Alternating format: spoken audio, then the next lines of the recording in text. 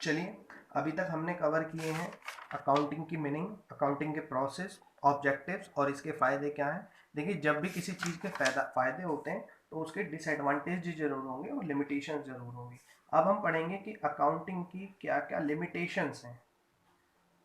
Limitations of accounting. सबसे पहले, accounting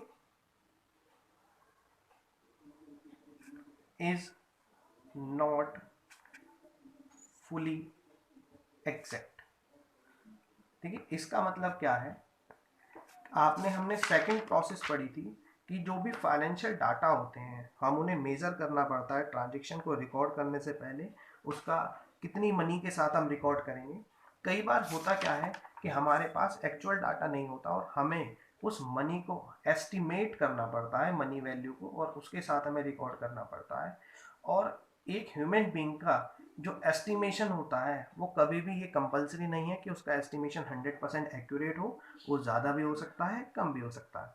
तो इस तरीके से हम देखते हैं कि जो अकाउंटिंग में ये लिमिटेशन है कि वो फुली एग्जैक्ट नहीं है। नेक्स्ट है, इट इग्नोर्स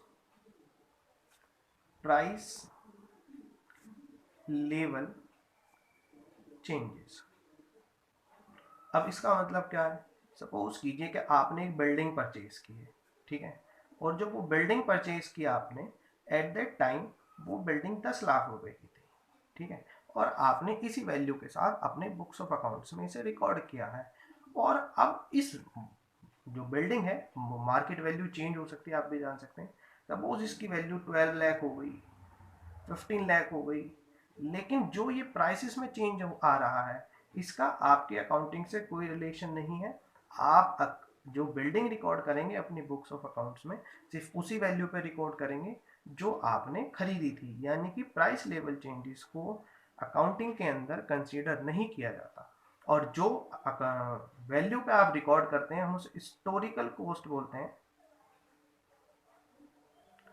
जिस वैल्यू पे आपने वो एसेट्स खरीदी थी, ठीक है।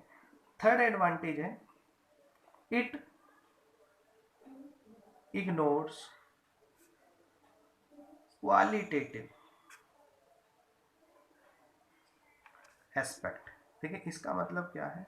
हमने पढ़ा कि अकाउंटिंग में सिर्फ उन्हीं ट्रांजेक्शन्स को रिकॉर्ड किया जा सकता है जो मनी में मेजरेबल है, लेकिन अकाउंट बिजनेस की सक्सेस में कई बार जो एक अच्छे मैनेजमेंट की क्वालिटी होती है, क्वालिटी ऑफ मैनेजर, वो भी बहुत ज़्यादा इम्पोर्टेंट होती है। लेकिन क्योंकि हम इसे मनी में मेजर नहीं कर सकते इसलिए हम इसे अपने बिजनेस में रिकॉर्ड नहीं करते। जो क्वालिटी एस्पेक्ट्स होते हैं उन्हें अकाउंटिंग में रिकॉर्ड नहीं किया जाता। सिर्फ जो क्वांटिटेटिव एस्पेक्ट्स होते हैं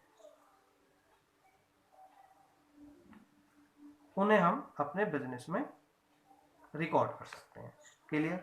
last, window dressing. Window dressing. देखिए, विंडो ड्रेसिंग का मतलब क्या होता है कि जो अकाउंटेंट होता है या बिजनेसमैन जो होता है कई बार क्या करते हैं, वो अकाउंटिंग को मैनिपुलेट करके, मैनिपुलेशन ऑफ अकाउंटिंग, मैनिपुलेशन मतलब होता है उनके अंदर गड़बड़ करके, उनको चेंजेस करके हायर प्रॉफिट शो कर देते हैं। हायर प्रॉफिट शो करने का कई बार रीजन क्या होता है कि उनका क्या ऑब्जेक्टिव होता है कि अगर फॉर्म में हायर प्रॉफिट शो होगा तो वो लोन आराम से रेज कर सकते हैं, इसलिए वो प्रॉफिट को ज़्यादा दिखा के मैनिपुलेट करते हैं अकाउंट्स को। इस टर्म को हम बोलते हैं विंडो ड्रेसिंग। आज का हमारा लास्ट टॉपिक होगा ब्रांचेस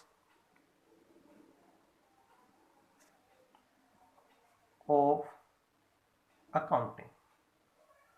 ब्रांचेस ऑफ अकाउंटिंग। देखिए, अकाउंटिंग की टोटल 3 ब्रांचेस यहाँ पे होती हैं जो हम पढ़ेंगे। सबसे पहली, first, financial accounting.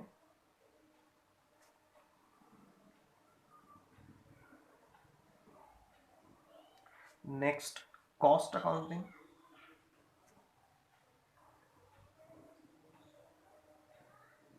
And third one is management accounting. जी स्टूडेंट्स, डिस्कस करते हैं। हम डिस्कस कर रहे थे branches of accounting. Total 3 branches होती हैं अकाउंटिंग की। First financial accounting, second cost accounting and third one is management accounting.